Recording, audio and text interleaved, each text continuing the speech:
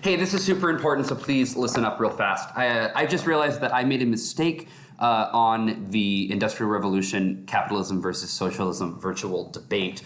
So what I accidentally had to put in was right through here, where you would type a doc, which meant you could not return and comment on anyone else. So I have not, on 9A, I've already deleted this one for you. The one of you that did submit it, I sent you an email so you have access to your work anyways. 9C, because there's 4 of you, I'm not going to delete this right here, so make sure you are paying attention, especially close if you are 9C.